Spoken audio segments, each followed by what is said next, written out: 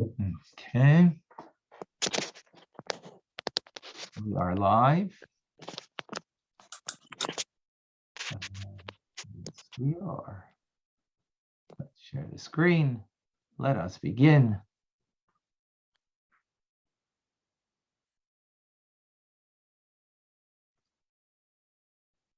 See in front of you? Yes. Excellent. Yes.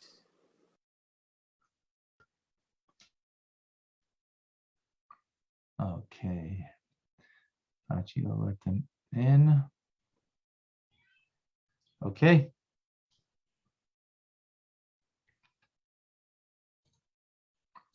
Yes, if it's, I may just excuse myself for a second. Oh no, I have to do the whatchamacallit. All right. Just in case I want to give a mazel tov. All right. Chapter number 6. Nashim avodim ktanim pturim min Sukkot tumtum adreins chayav misav. Chem shechatz chayav dechatz ben chayin chayav katan sheni yitzarich imosh hu keben chamish keben sheisha chayav b'sukkah b'div yisayv b'div chacham mitzvahs. Women and slaves and minors are not obligated for sukkah, and someone that's a tumtim or an androgynous has to, meaning it's a doubt if they're considered a male or female. So then those have to. Someone that is a half a slave and a half a free person needs to. A child that doesn't need its mother, meaning somewhat independent, whether around 5 or 6 years old, should start going to the sukkah in order that it should they should start getting used to doing mitzvahs. Number 2, someone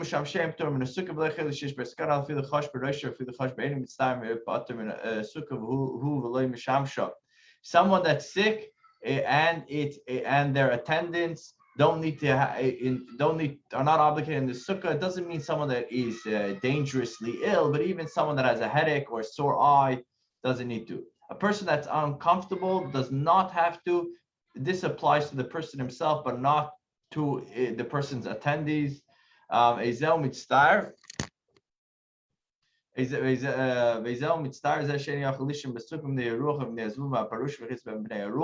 What's considered uncomfortable? A person that can't sleep in the sukkah because of the wind, because of the fleas and other insects, or because of a bad smell. Number 3, ha'avel chayiv b'sukkah b'chasan kol ha'shushvidin v'chol b'nei ha'chuppah p'tur min ha'sukkah kol shuvim mishta. If someone is a mourner, he is obligated for the sukkah. A groom and the people that came to celebrate the wedding with them, they are all not obligated for sukkah for 7 days. Number 4, shluchim mitzvah p'turim min ha'sukkah bein bayom bein lalayla hulchid racham bayom p'turim min ha'sukkah min ha'sukkah bayom chayim balayla. A person that is going to do a mitzvah is not obligated for sukkah both by day and by night. People that are traveling are not obligated by day, but by night they are obligated. If you're traveling at nighttime, you are not obligated by night, but you are obligated by day.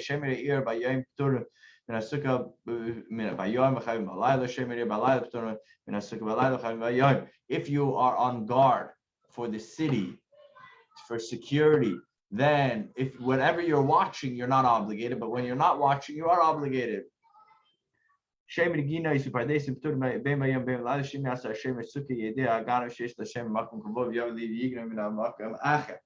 you are watching an orchard or gardens, then you're never obligated for sukkah, because if we're going to make you obligated, then you're going to make you a sukkah, and that's where you're going to hang out, and the thieves will know that the security is in specifically this hut, so they'll go steal from somewhere else in the field.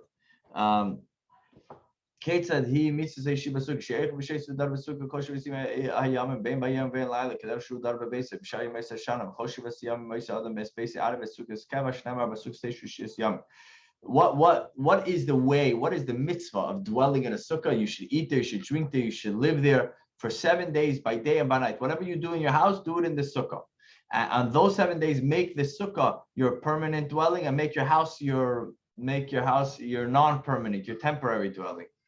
Ketzad, Kelim Anoim Matzais Hanois Basuka, Klish Tirka Nashash Case Basuka, Clear Hilika and Derek Stars Kutsasuka, Abneda Basuka, Bimais Suka, Tan Mecha Kutsasuka.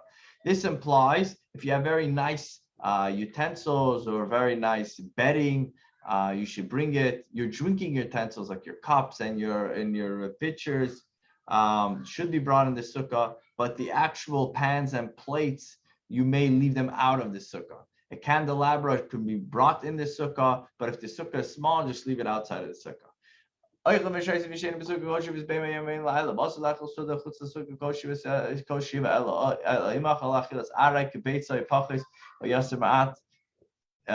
You have to eat and drink and sleep in the sukkah by day and by night. You can't eat anything outside of the sukkah. But if you ate a snack or less than which is like an egg or less, then you can. You shouldn't even take a nap outside of the sukkah.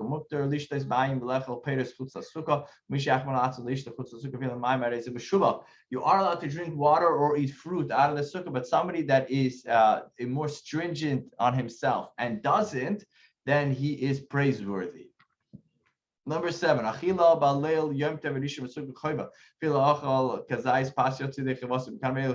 first night of Yom Tif is a must to eat at least a kazayis. After that, if you want to eat in the sukkah. If you don't want, you don't need to. Like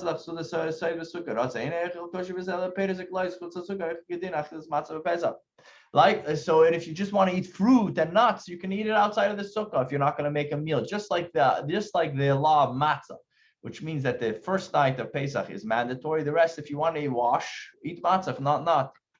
Number 8. If somebody's sitting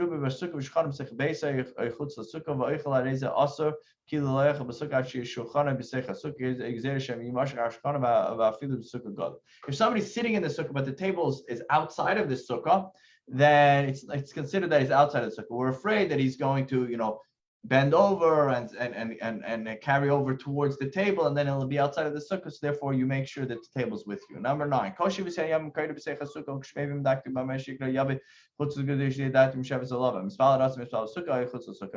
these 7 days when a person is studying or reading, you should do it in the sukkah. If you're trying to read in depth, and you are allowed, you can go out of the sukkah, so you'll be more settled. And davening, if you want to daven in the sukkah, you could do it outside of the sukkah. You can also do it outside the sukkah.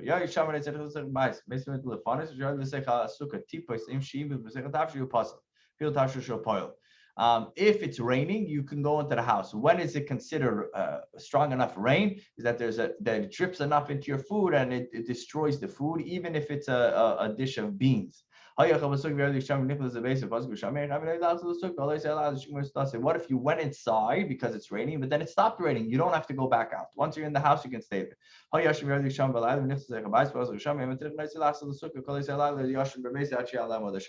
If you're sleeping in the sukkah and it started to rain and you went inside and it stopped raining, you don't have to go back out that evening.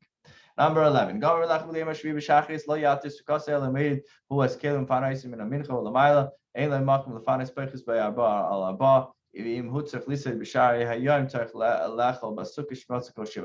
7th day, the final day, if you finished eating, then don't take the sukkah down because it's still Yom Tif. Just bring the stuff inside, your utensils.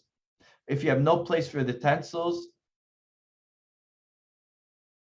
and therefore for whatever reason, you need to take the sukkah down, just take it less than 4 tvachim at a time.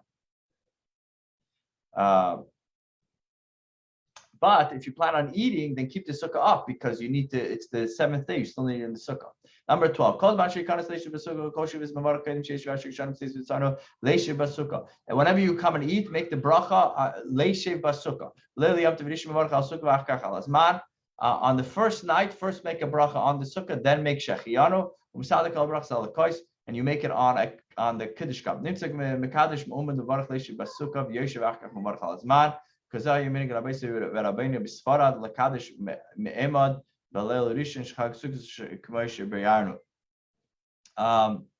Now, so the first night, you stand up and you make a leishev basukah, and then you make a shechianu, and you do it standing. And that was the minhag for the rabbis that lived in Spain. That's what they did.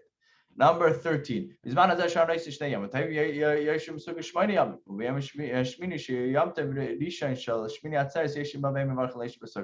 Today that we do 2 days outside of Israel, then it's 8 days they have to sit in the sukkah. And the 8th day you should sit there, but don't make a bracha aleisha b'sukkah. And likewise, the tutma and the androgynous, you never make a blessing because it's a suffix, it's a doubt, and you don't make a blessings on a doubt if you have to eat in the sukkah or not.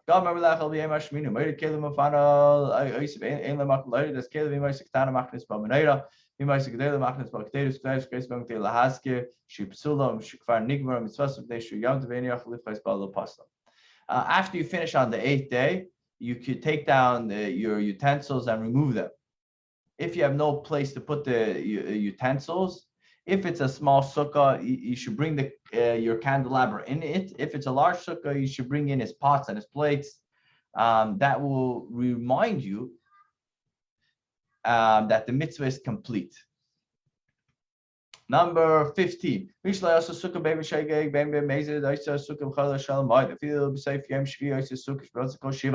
you forget to make a sukkah, or you on purposely didn't make a sukkah, you could do it on Chol even on the 7th day. Either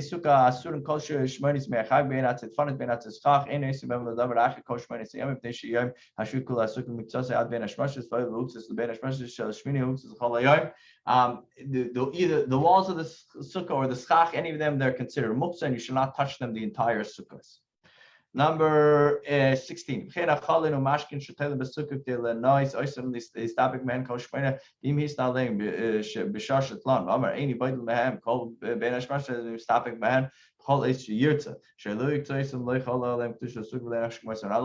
it's forbidden to take of the food. Let's say you hung up different foods or different things in order to beautify your sukkah. You cannot touch them the whole sukkah unless you had in mind that you're hanging them up for beauty, but you will partake in them during Yom Tov.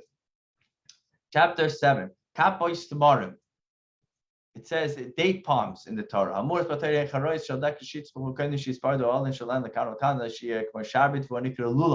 says in the Torah that you have to take date palms. What this is referring to, the branches of a date palm as they sprout before the leaves separate, and that's the lulov that we know it.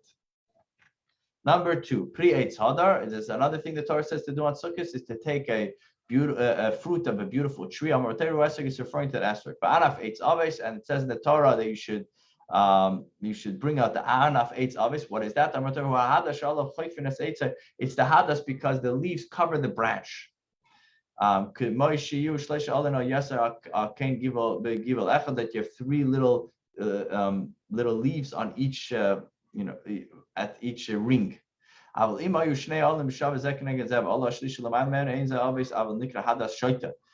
you have 2 at the same level, but then one a little bit above, that's not considered a hadas, it's considered a wild myrtle, and therefore we don't use that. Arbe Nachal, it says willow of the brook. It says in the Torah, it's not anything that is grown that grows at the brook of the water, but it's specifically the willows. That the stick is red and the leaves are like kind of very long. Most of these willows they grow at the brook, therefore it's called the willow of the brook. Even if you find one that grows in the desert or on the mountains, it's still good. It doesn't have to specifically be from the water, next to the water. Number 4. There is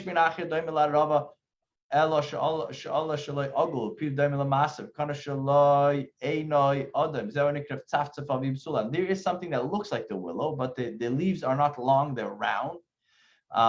The edges resemble a saw, meaning it's not smooth, it's like serrated, like a serrated knife, and the stem is not red. That's called the tzaftzfa. Don't use that. Now there's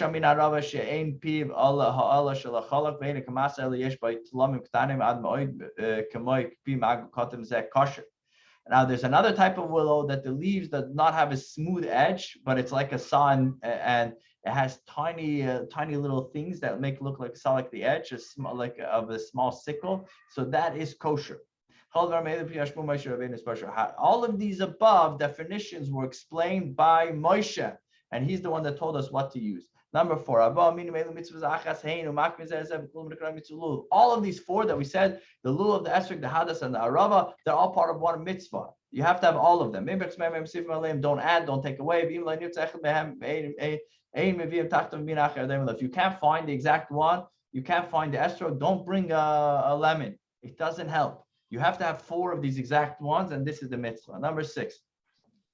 Mitzvah min amukra legoid lulav ahadas varav laser shlosh maguda achas shnoit lotzes mevarach tchila valantius lulav hayl v'kulam smukin loy v'achach noit laguda azayis b'mina v'esik v'smayla v'noit l'gderech v'laser shei krein l'mat l'aretz v'rashem l'may l'aved. The best way to do this is to tie the lulav, the hadas, and the rava together, and then make a blessing al netilas lulav, because they're all leaning on the lulav, they're all one bundle. You hold the lulav on one hand, you hold the esrog, and you hold it together, and hold it upright the way they are grown, not upside down.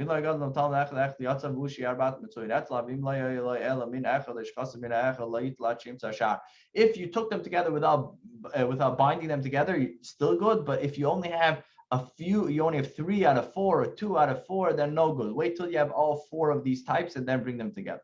You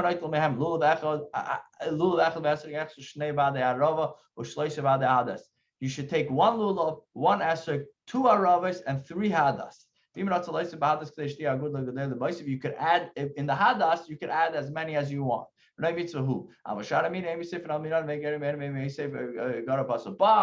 that only is referring to the hadas. But when it comes to the lulav, the esrog, and the arava, do not add on the amount that you're told to take. So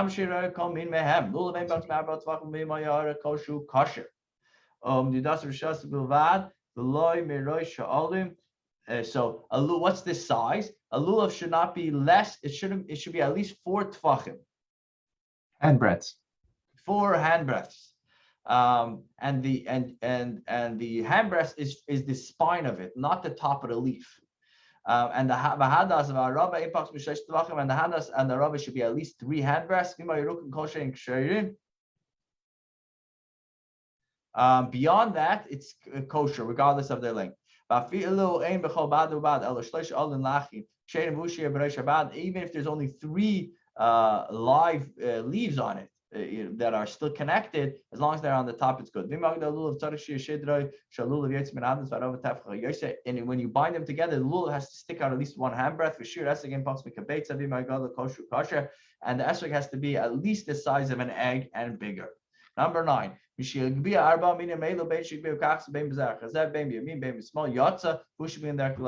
take them up, well, it doesn't matter the order that you take them up. It doesn't matter if you hold it in your right or in your left. As long as you hold it in the way that they grow, then it's kosher. It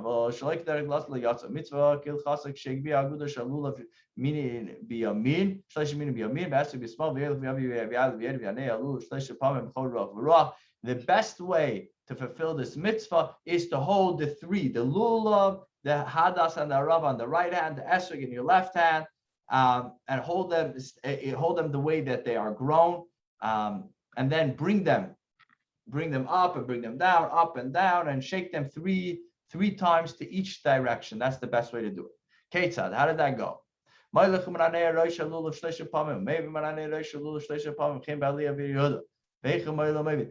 best way we should do is you should pass the lulav and esrog forward and shake it, the top of the lulav 3 times, and bring it back and shake the top of the lulav 3 times. And you do the same pattern by lifting it up and bringing it down. Where do you do that?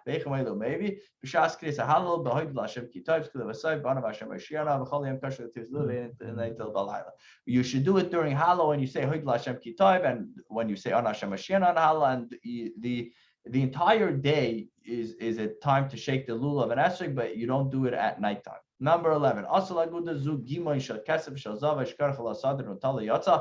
If you wrapped cords of silver and gold around it, or you wrapped cloth around it, it's kosher. As long as you're doing it in order to beautify the mitzvah. But if you place the lulav and the hadas, the rava, in a vase or in a pot, and then you lift up the pot, that's no good. Number 12. If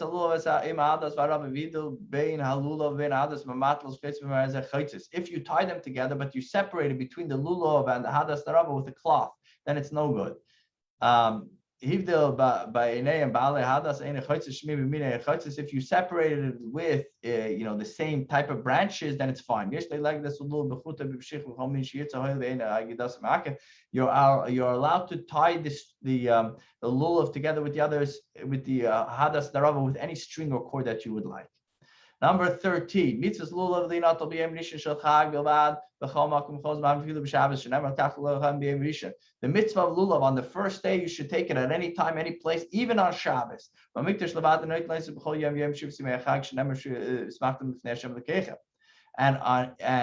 the Beis Hamikdash, it was taken on each of the 7 days, because that's what it says in the Torah.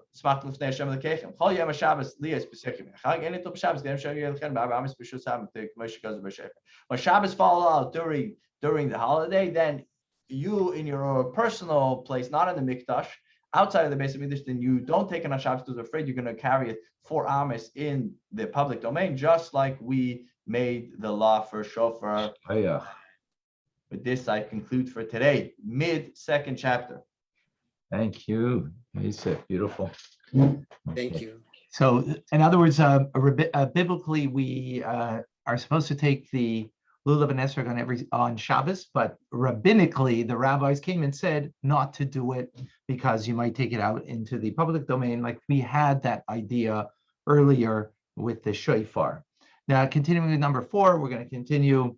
Why was the decree not put into effect on the first day of the festival? In other words, in the mikdash, in the holy temple, you could outside, because taking lulav on that day is a mitzvah from the Torah, even outside Jerusalem. Thus, the laws applying to it are not the same as those applying to the remaining days, because in the subsequent days of the festival, a person is obligated to take a lulav only in the holy place. So the rabbinic law in the time, this is in the times of the temple, we're making a distinction here. On Shabbos, the first day, you could take the lulav and esrog,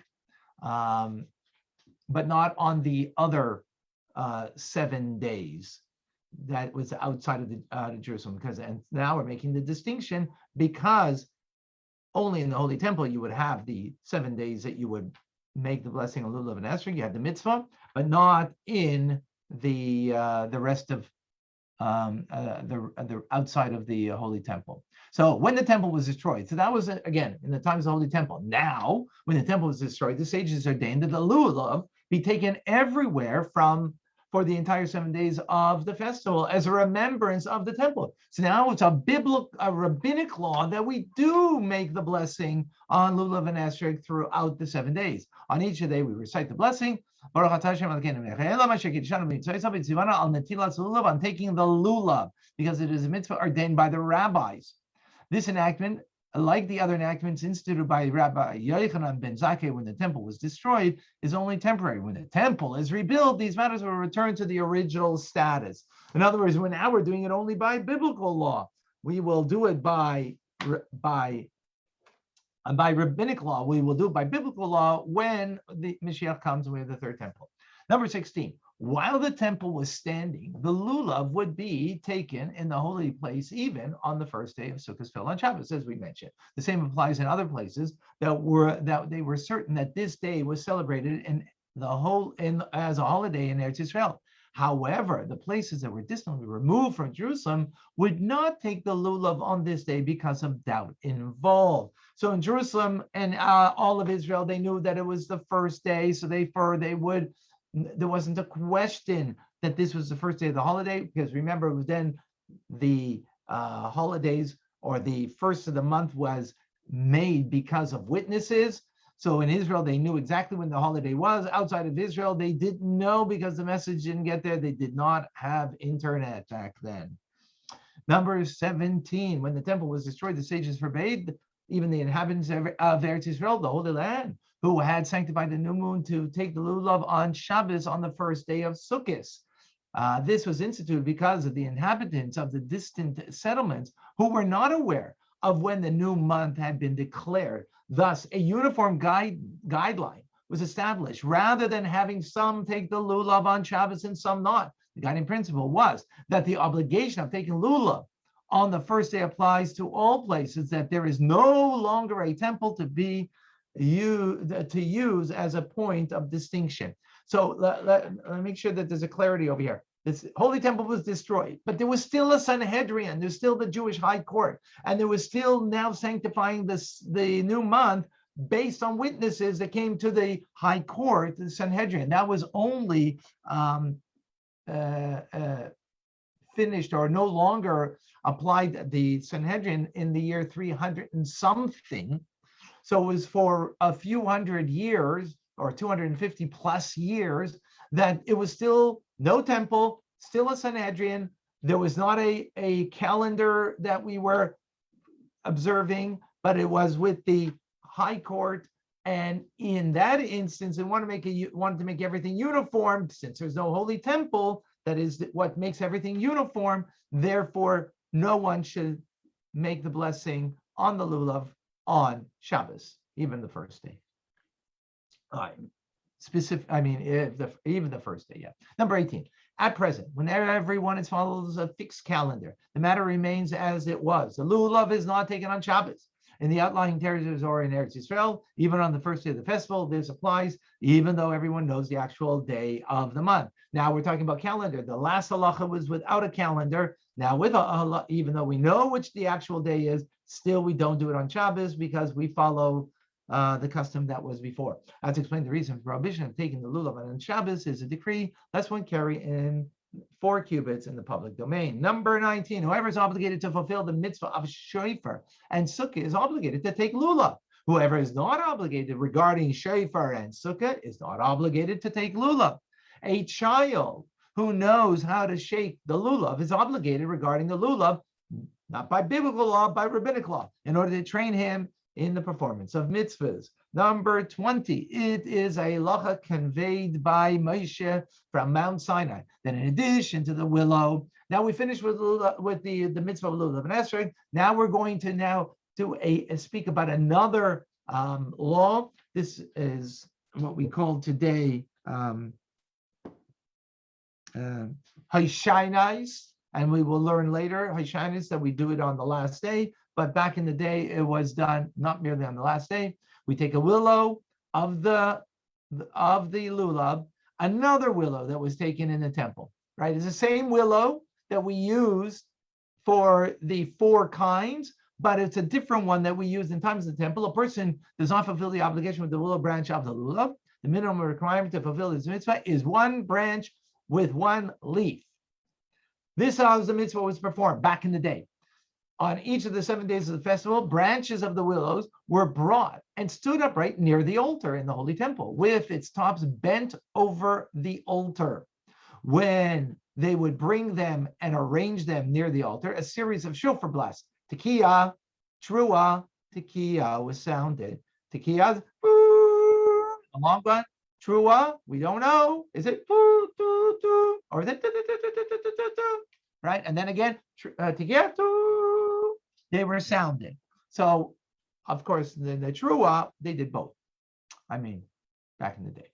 When the Shabbos fell in the midst of the festival, the willows were not arranged near the altar unless the 7th day fell on Shabbos, which is Hoshana Rabbah, the last day of the holiday.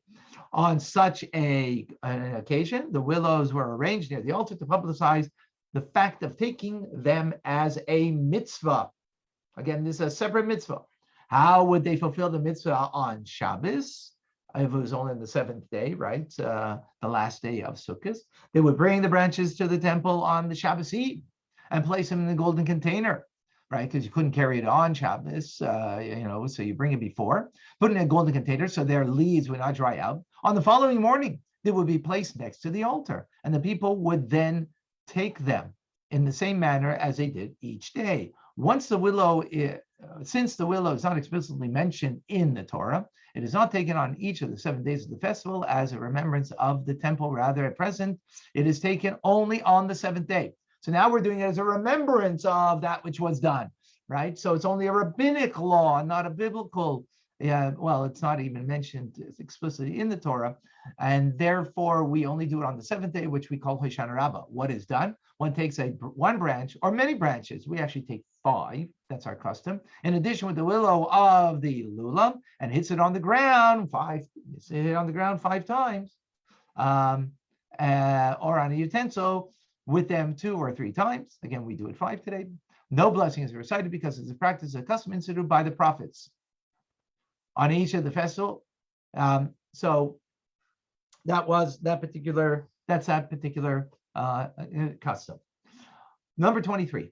On the day of the festival, they would walk around the altar once, carrying the lulovim in their hands, reciting, Ana Hashem Hoshiyano, Ana Hashem Atzlichano, which is in Tehillim. We said it now. We say it in on Rosh Chodesh, of course, part of Hallel. So they would say this: please, God save us. Please, God grant us success. On the 7th day, they would walk around the altar 7 times. That's Hoshana Rabbah. We do that today, and we do it likewise every day, 1 time around the altar. And the altar, of course, in the synagogue is the place, the bima, where you read the Torah.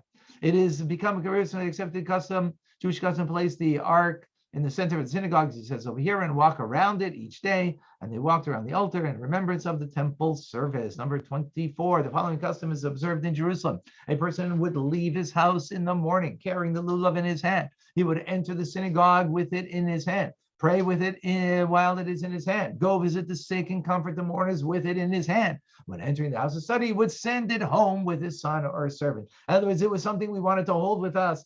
You know why? Because maybe this, well, he doesn't say this, but because it might be another Jew that you want to do a mitzvah with, right? And they didn't get the chance to do that mitzvah. So you want to make sure you have it in your hands wherever you go, so you can do the mitzvah with them. I mean, that's added. The reason here is because of the importance of it. So therefore, wherever you go, you want to have it in hand.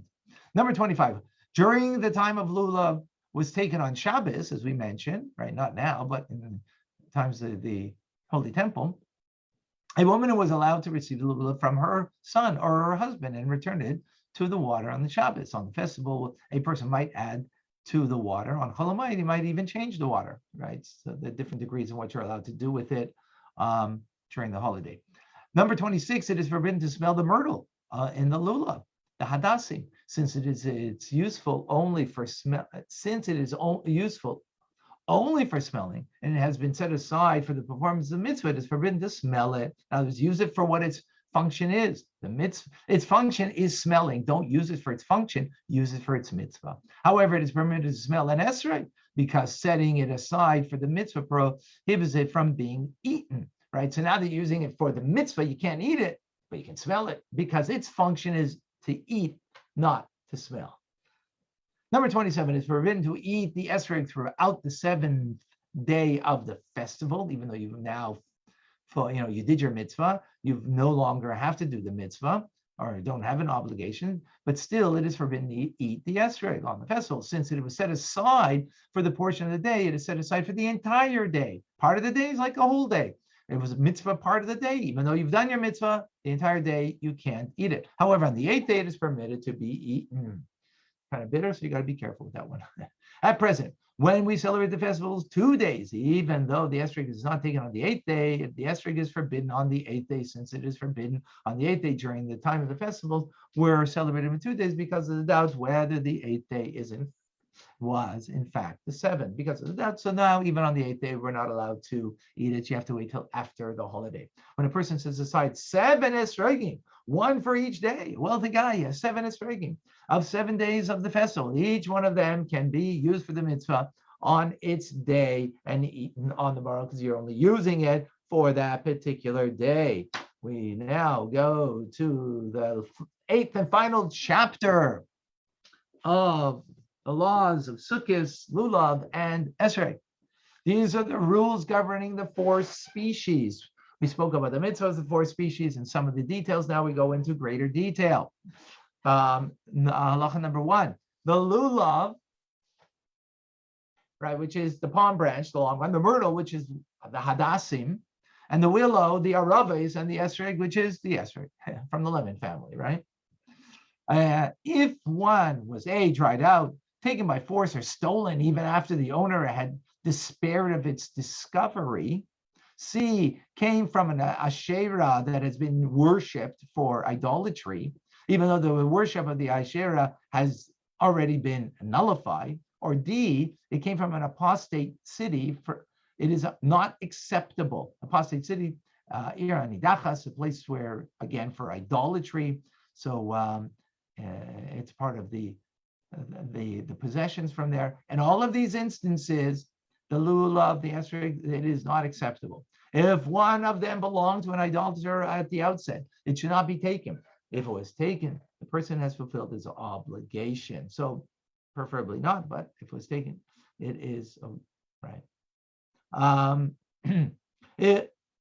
If one of the species was wilting, but it had not dried out entirely, it is kosher. In extreme situations or in the time of danger, a dried out lulav is kosher. However, this does not apply to other species. In others, only the lulav can be dried out, the others not. Number 2, the esrog of orla. Orla means the first 3 years of fruit that is not allowed to be taken from the tree, or impure truma, or tevel.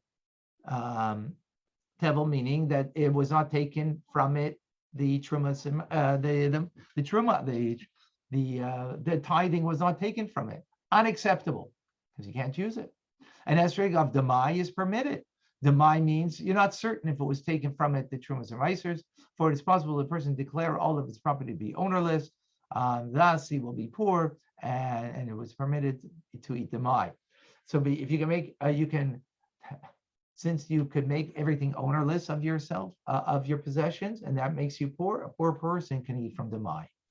Can't eat from impure truma, and can't eat from tevel, because that for certain truma and meiser was not taken. But when it's a doubt like that, so then in such an instance, so therefore you could fulfill the mitzvah. Remember, we're learning the parameters, the guidelines of what is, how we can fulfill the mitzvah. Of course, we always try to do a mitzvah in its utmost manner, so we don't look for a dry lulav or anything of that matter, and the like. Number 3, lulav whose tip becomes cut off is unacceptable.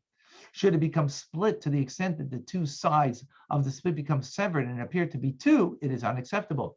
If you look at the lulav, the palm branch, each leaf is 2, and they're folded, bound together. If there's a split there, right, and it's most of it is split, unacceptable. If it is bent forward so that the shedra appears like a hunchback, it is unacceptable. Right, the lulav bent over, unacceptable. If it is bent backwards, it is kosher, since the natural pattern of growth. That's a natural way. If it is bent toward either side, it is unacceptable. If the leaves have separated one from the other, but they have not begun to hang downward like the top of a date palm, it is kosher. However, if the leaves have burst open and they hang down from the shedra is the spine, as does the top of the date palm, it is unacceptable. It'd be easier to do this showing you with an actual lulav, but don't have one right now. The natural pattern of the growth of the leaves of the lulav is that the 2 grow in pairs connected at the back, as I mentioned to you, right? The back of each pair is connected leaves is called a tiyomid. If the tiyomid is split, it is unacceptable. Should a lulav's leaves grow individually from the beginning of its formation with having a tiyomid, it is unacceptable. In other words, it's got to grow as 2 together. When the lulav's leaves do not grow on top of the other like all lulavim, but rather one below the other, the following rule applies. If the top of the lower leaf reaches the base of the one above it, so that the entire shedra of the lulav is covered with leaves, it is kosher. If the top of the lower leaf does not reach the base of the one above it, it is unacceptable.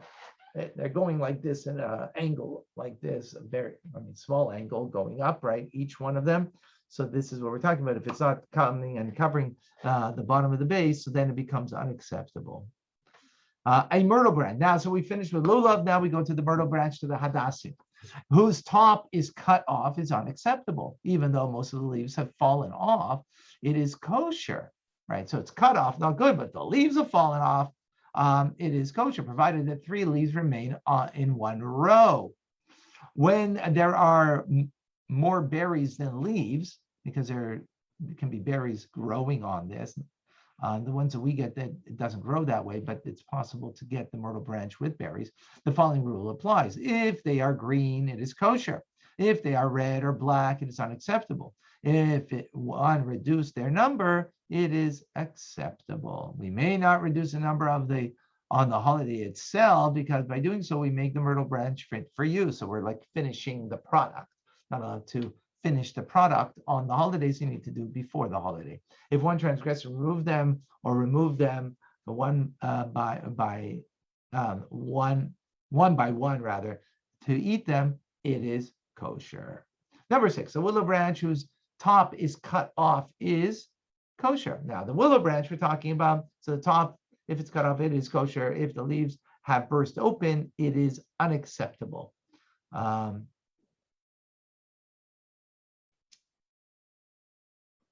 Okay, now we go to the esrog. If the esrog is perforated from side to side, no matter how small the hole it is unacceptable. Right, the lemon hole right through, unacceptable. When the hole does not go to the other side, if it is the size of an iser, which is about a dime, the size of a dime or more, the esrog is unacceptable, even though it didn't go from side to side. If the hole was made in the esrog, which caused even a slightest amount of the esrog to be missing, the esrog is not acceptable. So this is just a hole, right? Hole doesn't mean you took any of the flesh, but if you now you caused to be some of the flesh to be missing, it is, even the slightest amount, it is unacceptable. If the pitum is the not where it grows from, but the top of the esrog, not all of them have a pitum. A pitum is, I don't know how they translate that into English. Hold on. Let me see if I can. They have a picture here. Stem. Sorry? Stem. Well, it's not really the stem. It's not, because the stem is where it grows from, and that's the bottom part. So, not really the stem. Sorry. Okay, here's a picture. So there's the stem. Yeah, you're right. It's called the stem, where it grows from, and the it's called pitum. So it's two different things. There's a stem where it grows from. That's the bottom. Then there's the top of it. It's got a little projection. And again, not all of them have that, but small protrusion, as it's called, from which its flower grows, was removed, is unacceptable. Yeah. So the stem is the bottom. The pitum is on the top. Similarly, if the stem from which it hangs from the tree is removed from the esrog itself and a hole is left, it is unacceptable. Okay, so clearly here he showed he discusses the two opposite ends. If it becomes covered with bumps in 2 or 3 places, it is unacceptable. There's natural bumps to it, but if it's not natural bumps, then it is unacceptable. Even if it's covered with bumps in only one place, if that place covers the majority of the esrog's surface area, it is unacceptable. Similarly, if a bump grows on even the slightest portion of the pitum, it is not acceptable. If its peel is removed without causing the esrog to lose any substance of its flesh on the inside, and it remains greenish yellow as in a natural state, the following rules apply. If the peel was entirely removed, it is not acceptable. If even the slightest portion of the original peel remains, it is kosher. Not preferable, of course. Again, remember, we're just giving the parameters for these laws. Halacha number 8. An esrog which is inflated, decayed, pickled, cooked, black, white, spotted, or green like the leek is unacceptable. If it is grown in a mold or shaped into a form of another creation, it is unacceptable. If its natural form was preserved, even though it was shaped in different layers, it is kosher. 2 esrogim that grow joined together and an unripe esrog are kosher, because this is the way it grew.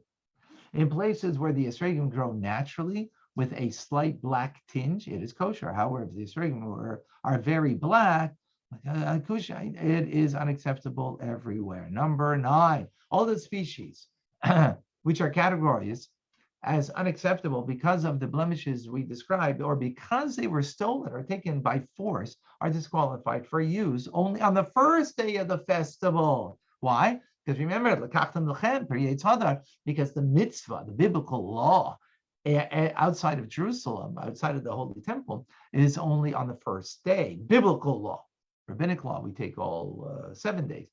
On the second day of the festival and the other days, they are all kosher. Again, why? Because of rabbinic law. Those who are disqualified because of their association with idol worship or because of an esrog is forbidden to be eaten are unacceptable both on the first day and the latter days. Number 10. Now we finish with the laws about what is acceptable, not acceptable, Lulov and Esrog. We are very careful to, we actually spend a lot of money on this mitzvah to do it with a beautified manner, especially the Esrog, because the Esrog is pre-Eitz Hadar. It's called a beautiful fruit. Hadar actually means many things, but one of the things it means beautiful. So we try to beautify the Esrog in particular, but all of them we try to do it in a beautiful way. Hence, Sukkot. It cost. All right. Number 10. On the first day of the festival, a person cannot fulfill his obligation by using a lulav that belongs to a colleague and that has been borrowed from him, unless the latter gives it to him as a present. The verse says, we brought the verse earlier, and I just mentioned l'kachtem lachem. It has to be lachem, yours, as opposed to the sukkah itself. It doesn't have to be yours. You could be in your friend's sukkah to fulfill the mitzvah. But the mitzvah, and that even if it was a stolen, remember we spoke about that earlier, can also be fulfilled, the mitzvah. However, the lulav and esrog, it has to be yours, as the verse says.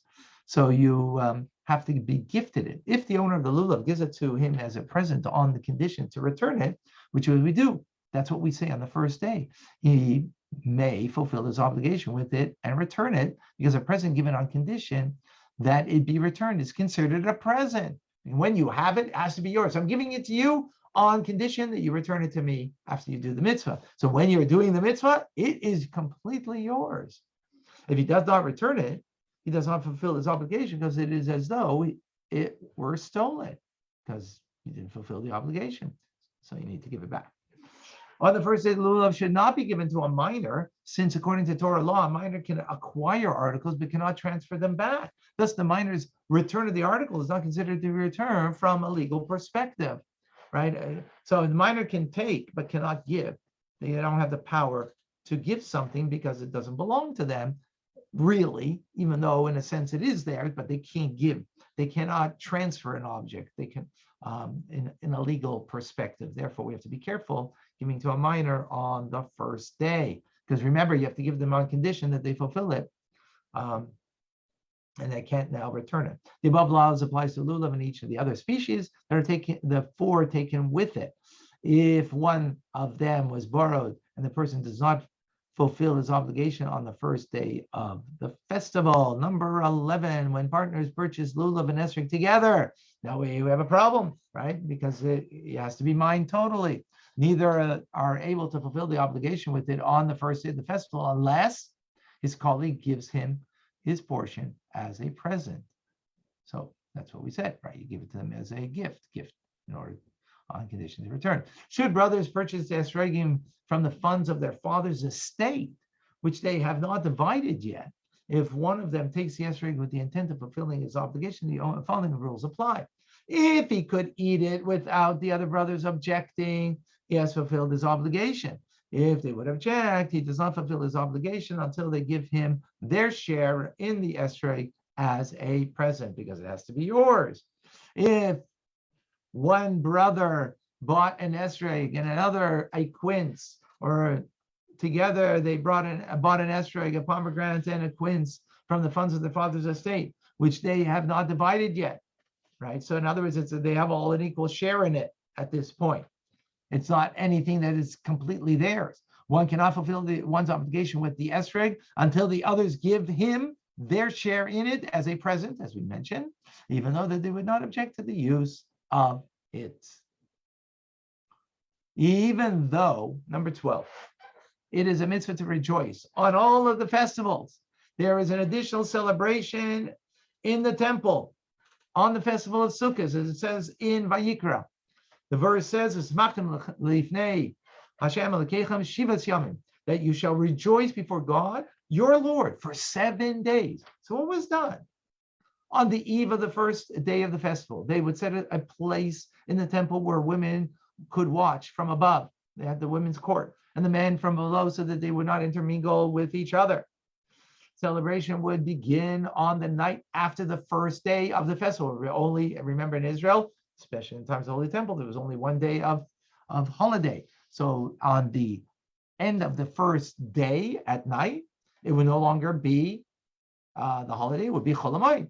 Similarly, on each day of Chol Hamoed, after the offering of the daily afternoon sacrifice, they would begin to celebrate for the rest of the night and throughout the night. What was the nature of this celebration? Number 13, a flute would be sounded and songs played on the harp, a lute and cymbals. In addition, each person would play on the instrument which he knew. Those who could sing would sing. They would dance and clap their hands, letting loose and whistling, each individual in a manner which he knew. Words of song and praise were recited. The celebration does not supersede either the Shabbos or the festival prohibitions, right? Being that this is not a biblical law or even a rabbinic. This is what we call Simchas Beis HaShoeva. It is a great mitzvah to maximize this celebration. The common people and anyone who desired would not perform in these celebrations. Only the greatest of Israel's wise. The Rosh Yeshivas, the head of the yeshivas, members of the high court, the pious, the elders, and the men of stature, they were those who would dance, clap their hands, sing, and rejoice in the temple on the days of the festival of Sukkot. However, the entire people, the men and the women, would come, see, and hear. They would see the great celebration, the happiness in which these people should rejoice in the fulfillment of the mitzvah and the love of God, who commanded them, is a great service. Whoever holds himself back from rejoicing is worthy of retribution, as it says in Deuteronomy, famous verse, because they did not serve God, their Lord, your Lord, with happiness and a glad heart. There came many, bad things. You're going to be full of joy. This is a holiday of joy. Whoever holds himself proud, giving himself honor, and acts haughtily in such situations, a sinner and a fool, concerning which Solomon said in Proverbs, do not seek glory before the king. In contrast, anyone who lowers himself and thinks lightly of himself in these situations is a truly great person, worthy of honor, whose service of God out of love. Thus King David, the king of Israel, declared, I hold myself even more lightly esteemed than this, and be humble in my eyes, because there is no greatness or honor other than celebrating before God.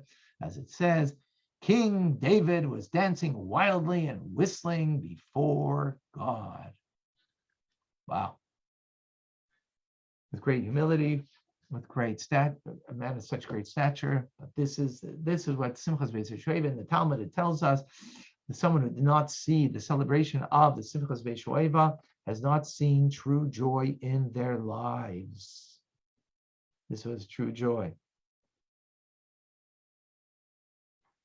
And the Rebbe instituted in our times that we should celebrate Simchas Beis HaShoeva.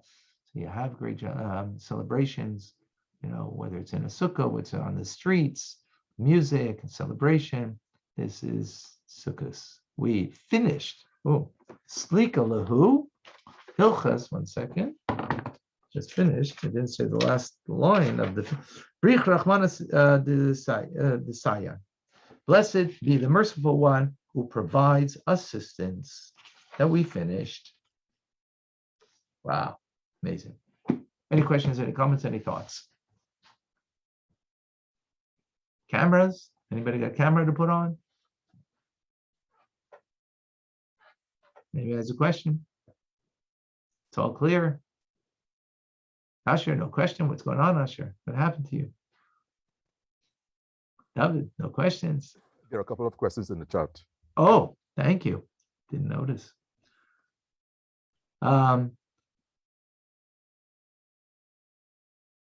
Okay, yeah, but when it comes to the Esrog, so we're very careful. Some people turn it upside down, have the pitum down, and then make the bracha and put it up right side up. There is such a custom. I'm not certain who has that custom. Like is it Ashkenazi? Is it a Sephardi? I don't recall now. Chabad custom is that we don't put the pitum upside down and make the blessing, and then turn it right side up. We leave it right side up the whole time. We have the lulav in the right hand, 3, with which the other 2, the hadassim and the willow, and the aravais. On the right hand, we make the bracha. Then we pick up the esrog on the first day. Then we make shechianu. Then we put them together. Mitzvah is to put them together, uniting all of the Jewish people, 4 kinds of Jews. So we put them together. You fulfill the mitzvah if you didn't, as Rambam said, but the preferred way is to bring them together and to shake them to the right, to the left, 3 times. Like this. You're bringing it in to your heart, shaking, bring it in, shake, bring it in. Left, front, up.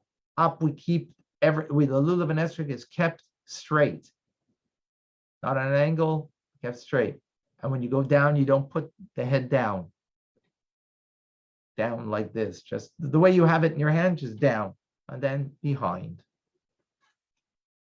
3 times. That's how we do it. In Chabad, other people have that. That's adding to the beauty of the mitzvah. If you just made the bracha and just brought them together, gave a little shake, fulfill the mitzvah too. Was there anything else in the chat?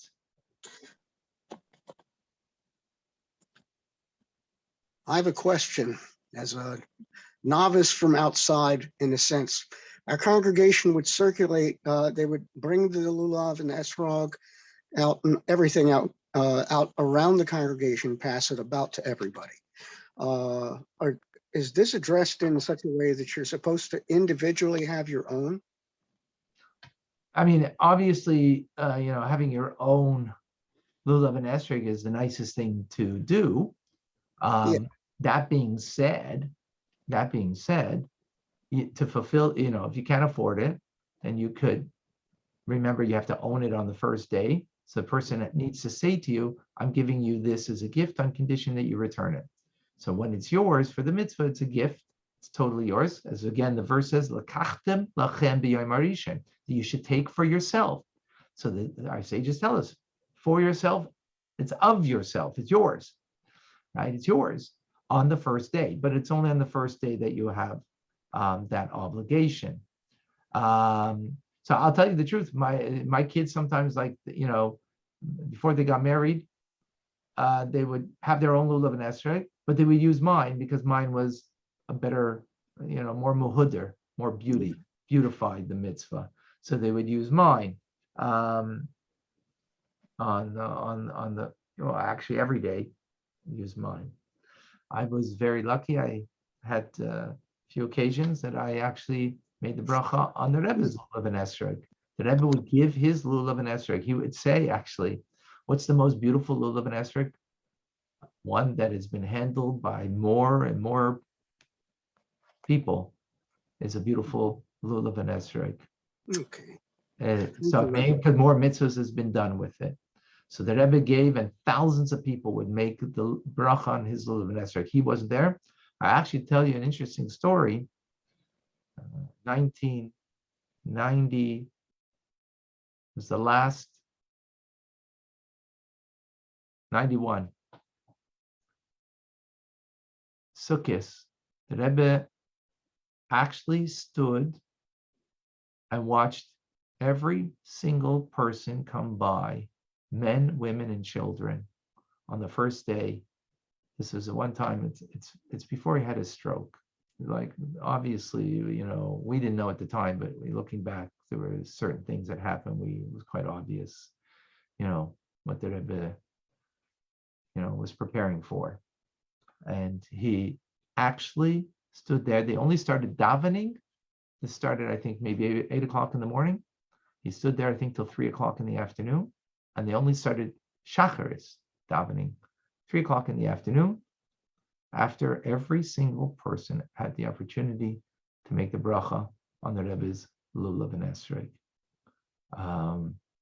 He watched every single person and said amen to everybody's blessing. Obviously, that was something from heaven. Like people, well, I remember after I heard it after Yom Tov, we only heard about it after the holiday. We were here in Montreal, but it was, obviously something quite like we were, well, we didn't know that it might mean something more that we didn't want to know afterwards when we got a stroke, a few months after that. Yeah. But that's the mitzvah. Any other questions? Yeah, so it's better to have your own if you could. If not, at least, Now, you have to know back in the day, there's a story about the Rebbe in Germany, in France, sorry. Our custom is to get a Esrog from Calabria, which is a little island of Italy, because that's the tradition we have, is that where Moshe Rabbeinu got his Esrog. So we get it from there. Italian Esrog, or Lulov is either sometimes either Morocco quite often. Hadassim are usually from Israel, up north in Tzfas, around there. And the willow branch are local. So there's a story that it was right before the war, during, I don't remember now, or maybe even, I don't know if it's during, I don't recall now, but some crazy time. The Rebbe came 1941 to America. He was in France when the Germans came. I don't know if it was 39, don't recall. But somehow he was able to acquire an Esrog from Calabria. Don't know how that worked out. But that being said, there are stories from 200 years ago. There are a famous story with Rabbi Yitzchak of a Jew came to the town with a Lulav and Esrog, and there was no Esrog to be had, and he's the only one who had an Esrog. And they got him to stay in the town, not to go home to his wife, his kids. Because Levi Yitzchak promised him, if you stay, I'll give you my share in the world to come. So Levi Yitzchak Barditchev is giving me, the whole time he wasn't going to stay, so he convinced him. Then came the night of Sukkot. No one allowed him into the sukkah. He got very upset. Here I stayed, and no one's, I don't have a sukkah, right? I'm here for everybody, and no one is giving me an opportunity to go into their sukkah. So he came to Levi Yitzchak and he says, what's going on? How could people be that way if I'm, says, what is it worth it for you to sit in a sukkah? How important is that mitzvah to you? I'll give up my, he says, are you ready to give up your world to come that I gave you? Absolutely. So then, you know what? Come and sit with me. And he says, before when you got it, you didn't truly deserve it. And now that you're ready to give it all up for the sake of one time sitting in the sukkah, now you deserve it. It's yours. Yeah, some interesting stories. Any questions? Any other thoughts, comments? All right, folks. Rabbi Fine? Yes. I'm sorry. Davida has 2 questions, I think, in the chat. She has a sore throat, so she can't ask them herself. Why do men go around 7 times in the bima holding the lulav and esrog? That's all. I mean, there's different things about that. That's on Hoshana Rabbah. We do it each day. One is what there's a measure says, when you're holding lulav and esrog, you're going around. It's like a weapon. That's our Jewish weapons. Our weapons are mitzvahs. And we're going with a weapon, and we're going with like a spear. It looks like all these spears. That we're going in with a certainty that God is going to, because Hoshana Rabbah is the last day of judgment. The 7th day of Sukkot, it's the last day of judgment. If we didn't get judged on Rosh Hashanah, it comes to Yom Kippur. If we're still holding in balance, then it's still Hoshana Rabbah. So Hoshana Rabbah, we go around the bima 7 times, circling around, showing our certainty in God's giving us a good year. That's one idea. One is that this is our weaponry. We go around the bima, which is the place of, the center of holiness, where the Torah is read from, and to bring out the idea that we are God's soldiers, and our battle to change the world for good is through bringing more light through a mitzvah. Another idea. Okay, did I miss something else? Leva, did I miss something? There was just one more about the women. What about them? I think, why are the women not allowed to go around the bima carrying the lulav and esrog? So we had the answer earlier. Remember, the women had their own courtyard and the men had their own place. So there's a separation. In a family unit, is one thing, but when you're talking about in the public, men and women mixing together, especially a holiday, because there's more, you're saying l'chaim, you're making kiddush, and it's more, can be too loose. So it's not appropriate. Right? Thank you. You're very welcome. Any other questions?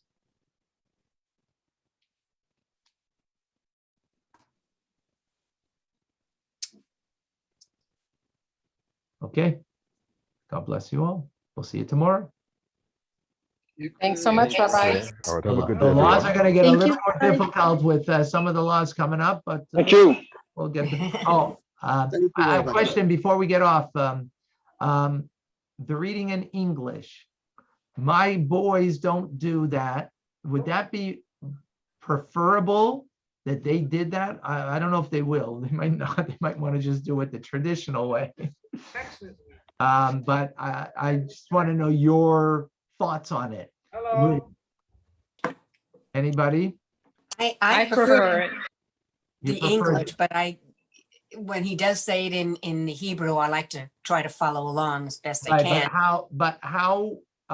how well are you comprehending the concepts when it's being done with the Hebrew English?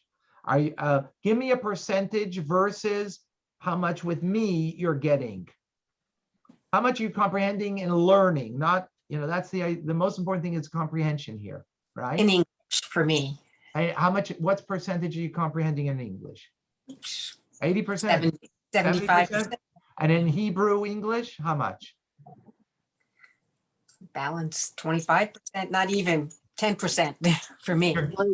I prefer Okay. it in English, and but I also like it in Hebrew. I just have much more comprehension in English. Right. Well, I mean, they're saying in English, they are saying it in the English. Oh, yes, they are. No, so I want to know from the English that they're saying it, how much comprehension do you have versus the way I'm doing it just in the English? Michael. No, I think it's even, and we get the Okay. exposure of the Okay. Hebrew. Okay, to do good. it in- I'm content with it. I mean, I can. Okay, follow good. the- Okay, good. That's what, Richard?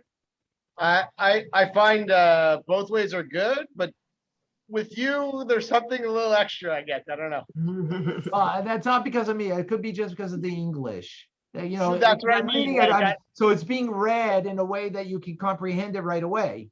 But I totally like Right. the way the boys are doing it is good, and I like I don't lose anything when they do it in Okay, Hebrew and then okay, explain okay, in okay, English. good. That's what I wanted to make sure. Okay, Also, For me, you have Rabbi, the- I'm getting it in both English and right. Hebrew, but it's Okay. I think it's better to have both, but yeah. Okay, okay, excellent. Okay, and you have it on display, so it really, right. it works in every way you need. Okay, beautiful. That's why I wanted to confirm that. Okay, I thank you. We'll see you tomorrow. God bless you Okay, all. right. Have a good day, everyone. Good day, Bye-bye. everybody. Bye. Good day. Bye-bye. God bless you.